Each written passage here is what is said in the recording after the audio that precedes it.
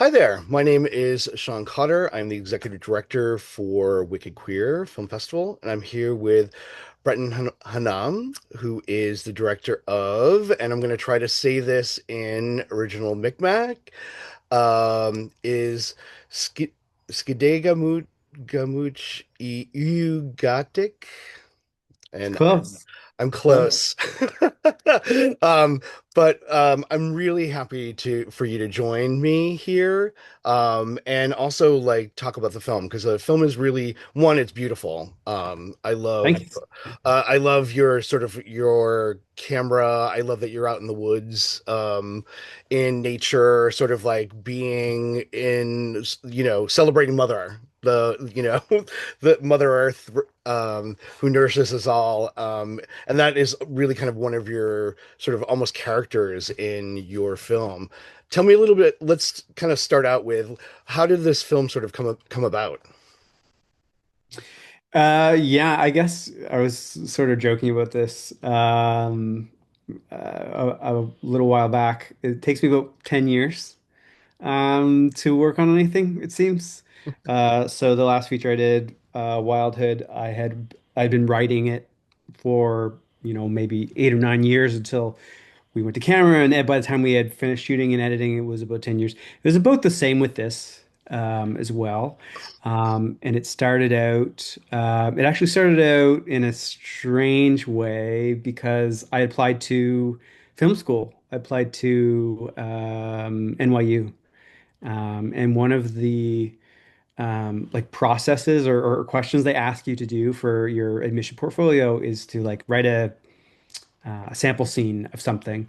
And so this had been kicking around in my head. It was specifically the scene in the orchard of the film. So like that, it's pretty crucial moment, or I guess it's like the main moment that kicks things off. So I that was a 15-page short Oh wow. that I wrote, and then I didn't end up going to New York. I got into the program, but I didn't end up going. It's very expensive, and at the same time, I was very lucky to secure funding for a micro budget film. Nice. It was like the first one that I had done. And I ended up doing, I was like, I could go to film school or I could make a movie. So I ended up, making a movie. And that was sort of my film school. I cut my teeth and made a lot of mistakes. But it was great. It was fantastic. And then, so I carried this in this little short film sort of in the back of my pocket. I'm like, it's really weird. And I don't really exactly know what to do with it. And then, as I do, I sort of like talk about, stories or things that I have with, family and friends and community people. And I start to like put, old ideas and different new ideas together and be like, maybe these two pieces fit, maybe this fits. And then, one day it was just sort of like, what if I, drop this in the heart of these other ideas? And it sort of was the binding agent, I guess, that that brought it all together. And then after that, I was like, okay, I think there's something really weird here, and let's find out what it is. And what kind of appealed to me, we this is the second film that you've screened at Wicked Queer. Wildhood was we screened back in 2022, I believe. And what really kind of separate makes this film a little bit different from that film is sort of its supernatural element to it because it is a ghost story, which I think is kind of it's very uncommon in queer cinema to sort of have to sort of have the like genre films aren't made enough, I don't think personally. And one of the things that really sort of kind of struck me with the first time I watched this was the sort of themes of the sort of like the haunting and the presence and sort of the it's almost like a Korean kind of sort of concept of ghosts and spirit and how it if spirits aren't sort of dealt with, they come back to sort of haunt you and sort of like remain and linger. Tell me a little bit about sort of your influences sort of making that decision and sort of why this movie is sort of a ghost story. Yeah, I mean, the title of the film, Sk+te'kmujue'katik, at the place of ghosts. Um, you could more correctly say at the place of spirits. Ghosts sounds a little more intriguing and mysterious. Right. But it's a very colonial notion, right? But so the word is really related to the idea of spirits. The differentiation being, at least sort of in a more traditional way, that like the spirits of ancestors, spirits of animals, spirits of the land, and those things around you. And we talk a lot about intergenerational trauma, right, and how that impacts us as Indigenous people. But I think queer people also have like similar touchstones along the way. And then uh, Two-Spirit people certainly also share. There's a lot of overlap there, right? Right. Um, so then when we look at the film sort of in that context or that lens, I remember thinking like, well, what if that those like intergenerational traumas or those childhood traumas, like those things that impact us, what if they are literally like haunting you? They sort of do. It's just not externalized in evil spirits that want to kill you in life. Usually, I think. Sometimes. Yeah, it's usually more like you're gonna go see a therapist and not go Or into the or woods. you really should. Or you really should, yeah. But so it was like, well, what if we could pull that out and tr and put it into a story and sort of follow it like that, and then that combined with the idea of thinking of time or the notion of time and memory as from an indigenous standpoint or Olney from like a Mi'kmaq standpoint, is to say that like things move in seasons and cycles. It's like very circular. Things are flowing always. So it's not necessarily like, beginning, middle, and end, past, present, future. It's more sort of like overlapping and looping, um, and intersecting. So, using that sort of to guide the story of the structure, and the all the weird stuff that happens. Plus, I thought wouldn't it be neat if you could, physically talk and meet your younger self and, just sort of like hash stuff out.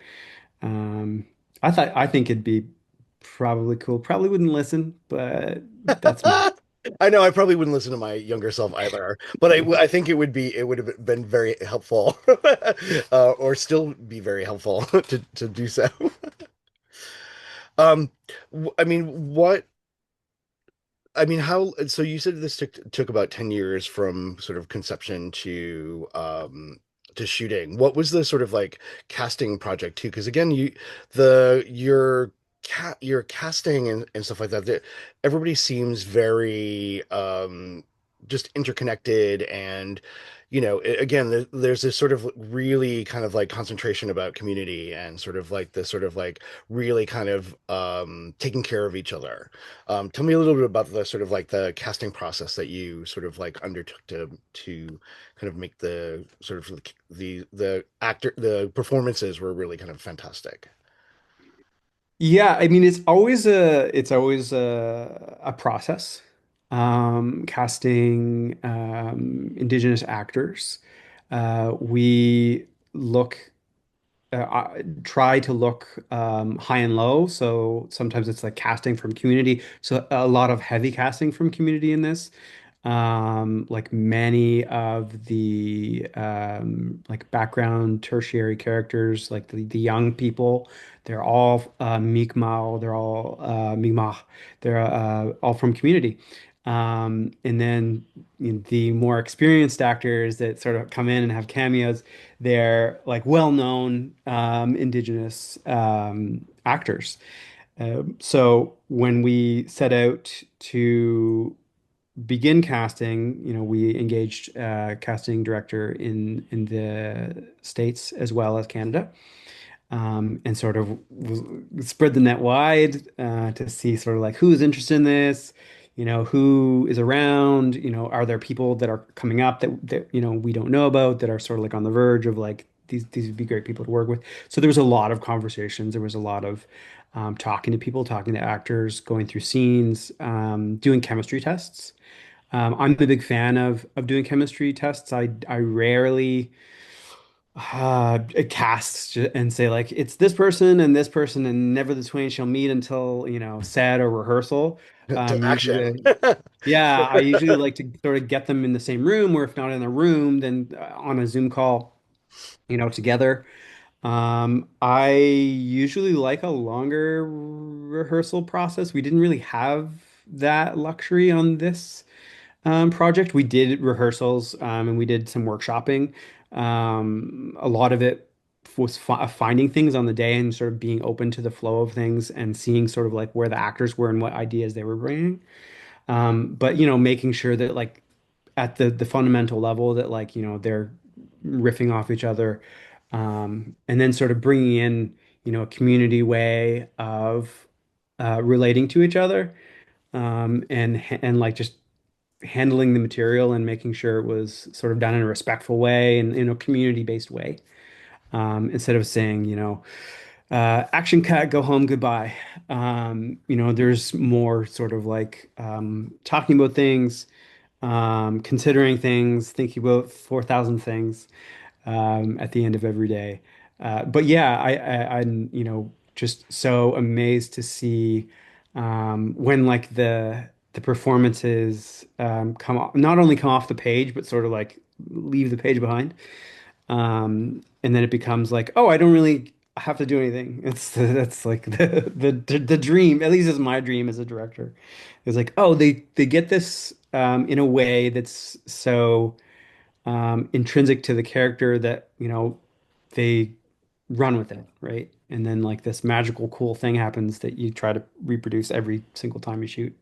It's this really the spirit, the actual inhabiting of the spirit of the characters, which is kind of, a nod to your writing and also a nod to the actors who kind of get it too. Yeah, both with Wildhood and this film, there is this kind of really great synergy between yourself and your actors, which is fantastic. And um, I guess what my next question would be, there's often themes of water, or water is prominently sort of depicted in your films, both in Wildhood with waterfalls and as they're walking through nature, and also this with the sort of the river that they're kind of like boating through and kind of have to cross into the realm of the spirits. Can you tell me a little bit about sort of like that sort of symbolism and your sort of thoughts behind sort of bringing that sort of thematically into the film?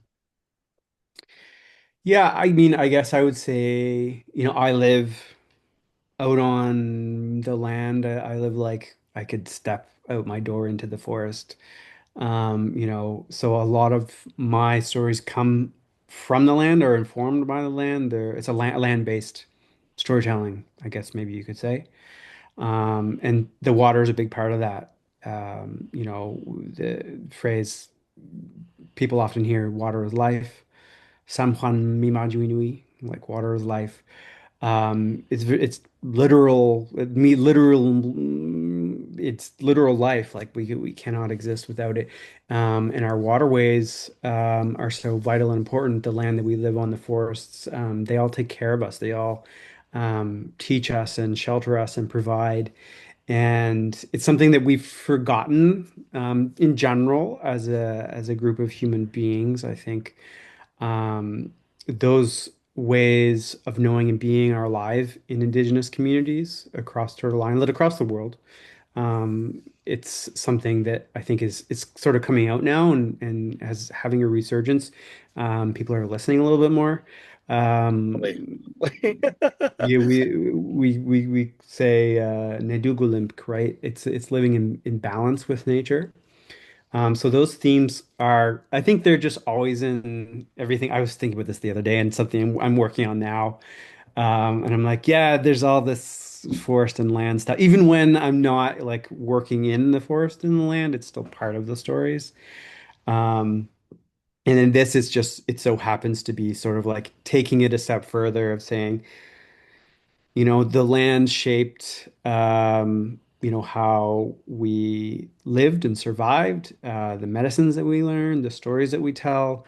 It gives us what we need, to exist. What if it's giving, what these siblings need to, live as people or exist as people or, overcome these things? So it's like literally putting ghosts or spirits in their way, or saying like, don't go this way, go that way.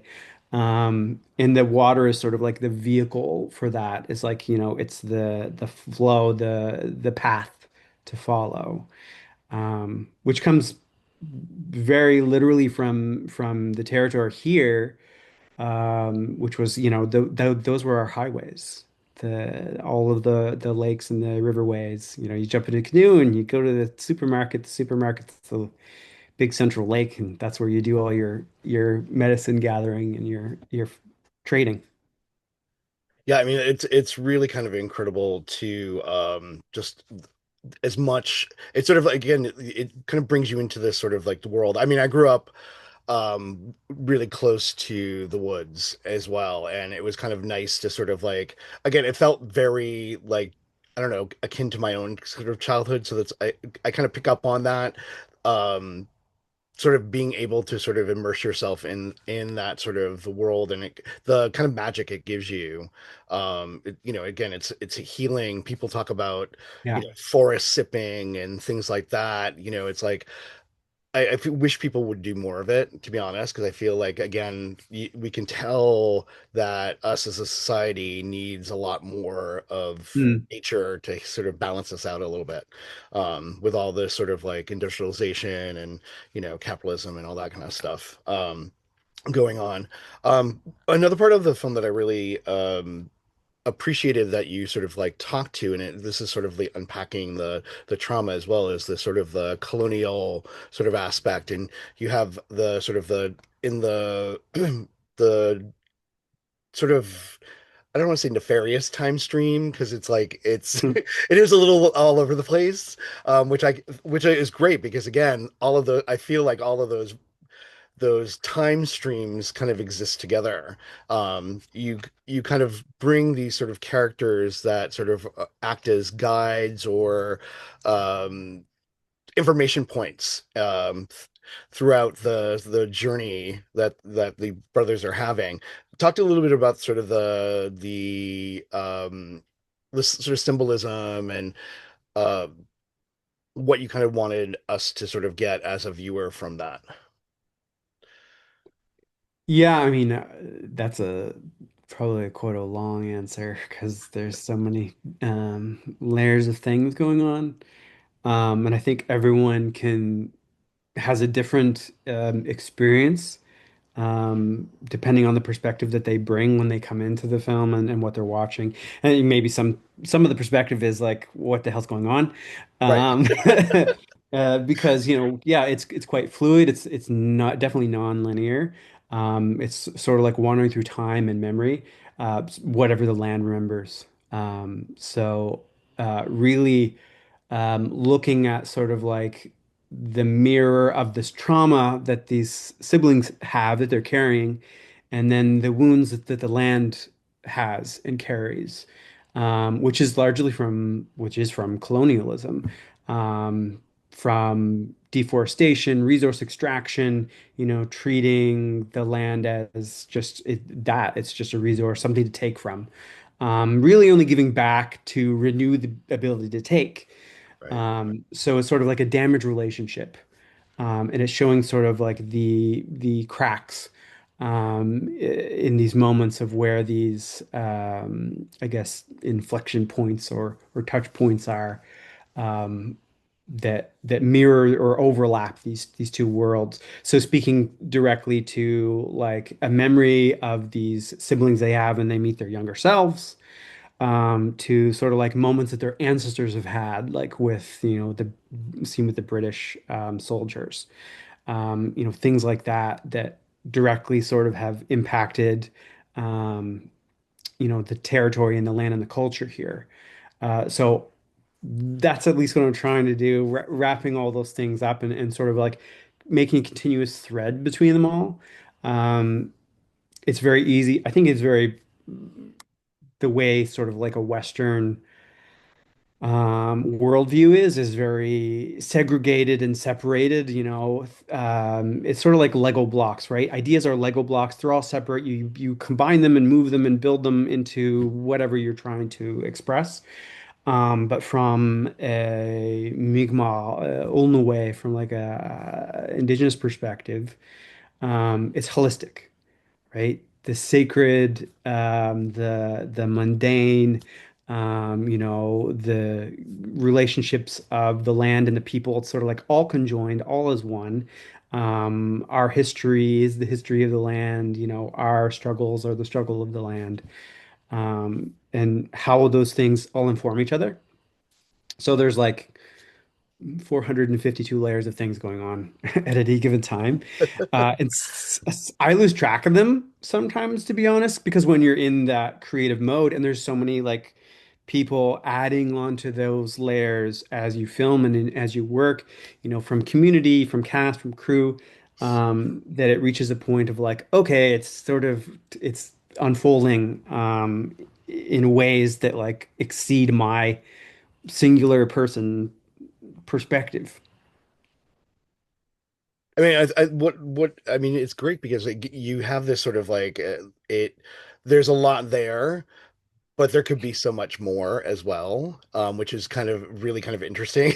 There's a lot, there's excess and restraint all at once, which I think is really kind of wonderful. And I don't feel like as a viewer you lose the sort of the plot of it at all, which I think is really great. And I would agree with you about the sort of like the Lego block of Western sort of thought. It's like everything is compartmentalized and it's in a package and you click, click, click, click, click it together, and what's kind of interesting is the way that the sort of the world is exploding right now. All of those little boxes are kind of like bursting because the timelines aren't correct, or the compartments, the facts that we put into the nice little box to sort of contain them aren't really, they don't, everything doesn't vibe, I guess, Mhm. together. So, again, like appreciating the sort of sharing this sort of like a different way to look at it.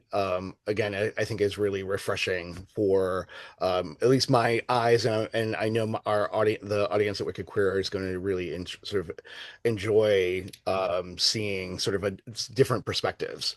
Um, who are your influences as a filmmaker? Do you have any? Or Who, who would you guess if you had to guess? oof. I'm trying to think of, and I can't think of his name off the top of my head, but it's like the director of Uncle Boomy. Yeah, Um, and I'm Will. and I cannot think of his name off the top of me. But it's very, it reminds me because again, you have this sort of like I don't want to say it's slow cinema because I don't actually think that your cinema is that slow, but it has a sort of like reflective and again a sort of immersive quality to it. Um, so I mean that would be the surface easy one. Yeah, that's definitely a main key inspiration. I saw Tropical Malady Yes. when I was in film school, when I was just an impressionable youngster, and I was like, "Oh, this is I don't know what," and I kept watching it, and it was hard to get a copy back then. I think it might still be difficult to get a I think copy it's now. still kind of difficult to get a copy of it. So Yeah, I have it on DVD, and I always wonder, like, is there like a Blu-ray release? But probably not, or maybe somewhere. I'll have to look that up later. But that, definitely is one. Tarkovsky is another. Mere Sacrifice, Stalker. Stalker is, Um, I mean, again, it's my favorite Tarkovsky. Some of his uh, other stuff I can't watch, but Yeah, I mean, there's moments too in Stalker that it's like, oh, we're going to pause and talk about philosophical ponderings of the nature. Okay, that's fine. But yeah, those are two big ones for me. My brain's sort of blank now, but if I wander in the other room, I could probably just start pulling out DVDs. I'm one of the probably few people that kept all my physical media. Yeah. I was, Um, it's really, and it's funny too because I keep talking about like wanting to open up a video store. yeah, Like yeah. a I video, mean, like a library. Like I'm like, you don't have to pay, just watch things. Kids just yeah. want to I watch mean, things. I think that's fantastic. I just got a bunch of actually, Hirostami films that are fantastic and Dreams. Um, Oh, Kurosawa's Dream. Yeah, I haven't Oh, opened it yet. I got a four. I think it's a 4K version. So I'm have you like, yes, have you, this you movie. have you seen it before? Yes. Yes, yeah. Oh Yeah. yeah, I've seen it before, but I don't I have the that's 4K what version. that's one of the movies that it's really weird that I have a VHS copy, a DVD copy, and a Blu-ray copy of it, and I don't know why I keep because again like I'm like I want that the because it's so beautiful too like I want that sort Yeah. of upgraded picture. Yeah, yeah, yeah, yeah. Yeah, I mean it's sort of like a collectible, but then you want like every version. And then some versions that have like, special features or whatever. Right. Um, so I have a lot of films like that, but then I'll have like The Lost Boys, Yeah. American Werewolf in London, like so it's sort of like this straddling sort of like these I call them sort of like strange films or weirdo films, which I include my films and they're weird. And then there's sort of like these more sort of genre essentials that I saw as a kid or my dad showed me and that I really love. And I guess that's a good um, example of like this film is sort of like, both of those together. Weird and genre reflected, and I actually Yeah. agree with it, and weird in a very good way, not in a in a bad way. Yeah. Yeah. Yeah. Um, Good okay, weird. like a strangeness. Yeah. So I guess this would be like the my final question for you, and this kind of segues too, is one, where could someone find your canon of work? I know Wildhood is streaming, but even some of your other previous films, because I'm really interested in seeing your first feature, to be honest, because I have not seen it. So, Uh, yeah, that's a good question. There's not a place, I don't know if I have a canon. I'll start with that. But there's not really a central place. It's sort of like things are all everywhere, and sometimes they live and sometimes they die. That particular film, North Mountain, I cut my teeth on it, so it's a very scrappy film. But you could probably draw some stuff out of that into this film or like see parallels, even in Wildhood. But I think I don't even have a copy. Um, I might have a copy that's sort of like 720p, maybe. But I have the raw footage, so I could, in theory, open it up one day and see if it opens. I don't know.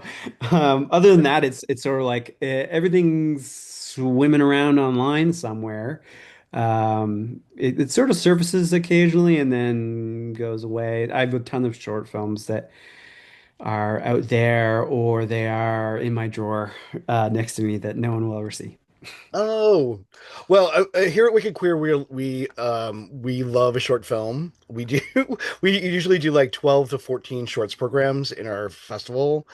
Oh, Because nice. again, because we love I'm a short form filmmaker myself, so I Oh, wanted great. to one of the things that attracted me when I started with working with the festival is trying to make space for filmmakers like myself that because short films they kind of like live and die and on a festival circuit and Yeah. I even then there's not a lot of spaces for short films so again like I would be interested in maybe someday we can talk at some point and we'll do like a nice little retrospective of your shorts if you're into it.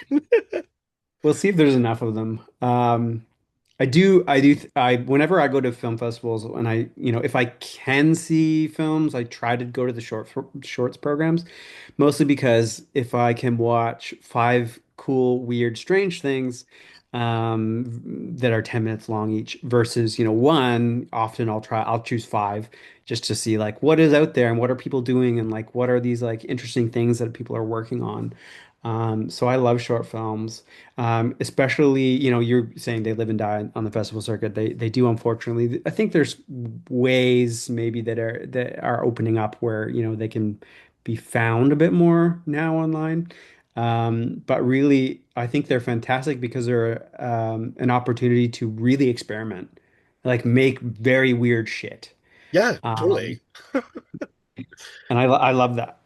And sometimes I feel like a idea, like a film sort of like idea doesn't necessarily need a feature length. And everyone's like, I got to Yeah, make a feature, I got to make a feature. It's like, no, no, no. Sometimes like it's good to just do like a 15-minute short and just yeah. like, get out of the system, get into the zeitgeist, you know?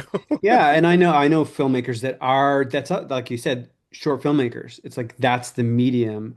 It's unfortunate that the medium doesn't get as much love as, a feature because it's, harder to program or whatever, there's all these barriers and challenges that I think, if we really worked at it, we wouldn't they wouldn't be in the way. Um, I think that's a plan for me is to sort of like figure out where queer short films can live. yeah. To Yeah, the there's so many zeitgeist. good ones and then like, in 3 years it's like they're gone. And Yep. it's like, oh no. And it's funny because like people will get a email, like a random email being like, I saw this short film at your festival in 1998 and I was wondering and I'm like, I wish I knew that was before my time and I wish that I knew where you could find that Yeah. because I'm kind of interested to see it. Uh Yeah, it's and sometimes those the films themselves they don't get preserved, right? It's there maybe there's like a tape, a master tape somewhere in someone's basement. I've hunted things down before like that, but yeah, and sometimes it's just sort of like, well, it's gone. There's only a VHS copy that was on broadcast and it's in someone's living room. But yeah, it's always nice when you can find those things again. yeah, it's truly. So where is At the Place of Ghosts going next? And are you working on something new for I don't know how long you've been working on it or something new. Next, I'm not sure where it shows next because it's like my brain is scrambled eggs when it comes to like parsing out dates and things. It should be in Canada, at least it will be in theaters in May. Nice. So between now and then, I think it goes to a couple other festivals. But my brain doesn't remember. Um, and as far as working, like what's next or coming up, I'm always working on two or three things. I have to work on two or three things at a time because it takes me so long. So when people are like, "Oh, it's gonna be 10 years before you make something," I'm like, "No, I have a backlog." So I got a couple of two or three things that are kicking around that I've been working on, but the main one is adapting a play by a Canadian playwright called Wolf Boy. It's by Brad Fraser. And I've been working on that for like 7 or 8 years. So Nice. it's approaching the point of, it's where it's about ready. But it's about a lot of things and it's a very weird script. Hope probably a very weird movie if I'm lucky to make it into a movie. But at the heart of it, it's about gay werewolves. So Please make sure that gets into the cinematic realm I'll do my best. I'll do my best. because I feel like we need some more we need a gay werewolf. We need a gay werewolf renaissance. Yeah. Why should vampires have all the love? Yeah, I was like, there's a big hole in the werewolf lore here. We need more gay werewolves. Truly, So we'll see truly, if truly, truly. the world agrees with me. You have a fan here that agrees with you. Great. Write But it down. uh, One. one, just one, I'm a yapper, so I'll tell everybody about Great. it. Breton, thank you so much for sitting down with me and My doing pleasure. this, and great chatting with you. And our audience go and see At the Place of Ghosts. It opens April 3rd at 7 p.m. at the Brattle. And hope to see everyone there. And thanks for watching. Thanks.